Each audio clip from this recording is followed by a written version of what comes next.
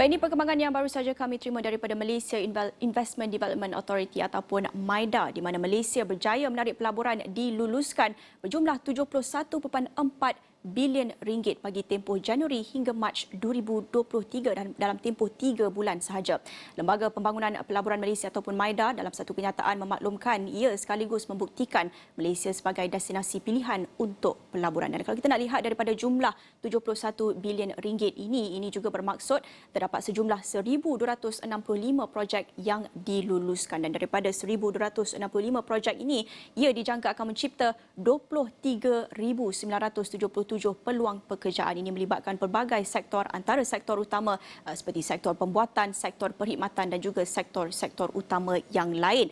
Dan menurut kenyataan MIDA lagi, dengan landscape pelaburan yang kondusif, Malaysia terus merekodkan lebih banyak pelaburan langsung asing ataupun FDI. Kalau kita lihat daripada 71.4 bilion ini, FDI sahaja mencatatkan 52.5%, iaitu sebanyak 37.5 bilion ringgit, lebih banyak berbanding dengan pelaburan langsung domestik dalam negara ataupun DDI, iaitu sebanyak 33.9 bilion ringgit merangkumi 47.5%. Kita lihat daripada sini FDI menyumbang lebih banyak. Tetapi untuk kita mendapatkan gambaran yang lebih terperinci mengenai dengan bentuk pelaburan ini, di mana negeri yang merekodkan pelaburan diluluskan tertinggi, negeri dan juga wilayah persekutuan didahului oleh Kuala Lumpur dengan 21.8 bilion ringgit dalam tempoh 3 bulan ini, diikuti dengan negeri Johor sebanyak 10.6 bilion ringgit, Selangor 7.4 bilion ringgit, Perak 7.1 bilion ringgit dan juga Sabah 6.3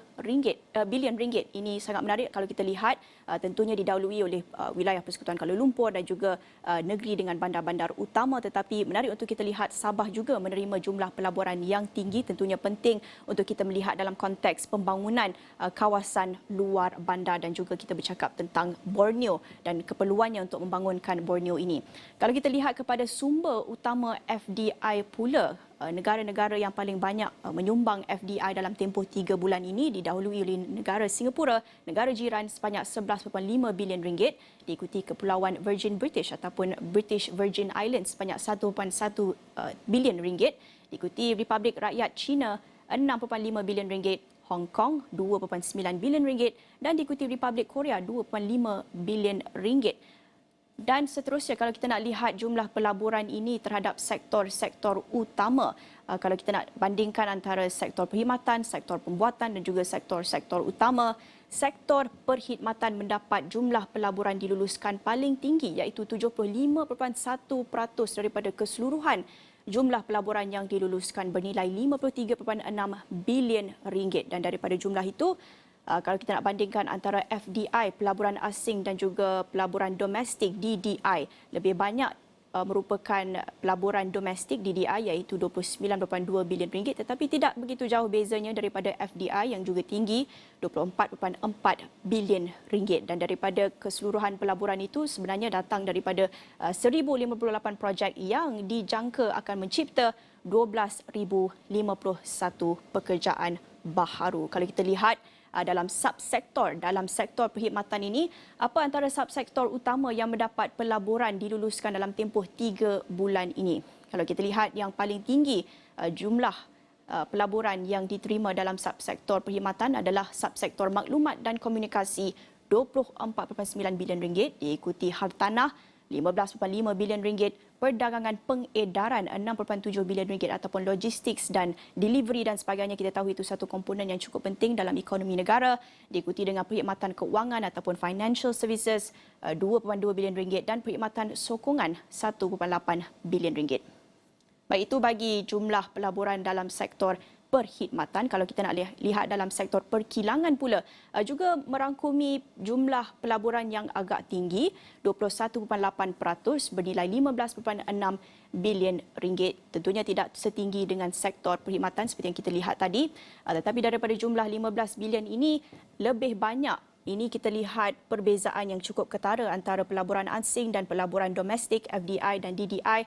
FDI, pelaburan asing dari luar negara sebanyak 12.6 bilion ringgit berbanding dengan pelaburan dalam negara ataupun domestik hanya 3 bilion ringgit. Dan daripada jumlah itu, Ini sebenarnya merujuk kepada 192 projek yang telah pun diluluskan yang dijangka akan mencipta 11,915 pekerjaan baharu buat rakyat Malaysia.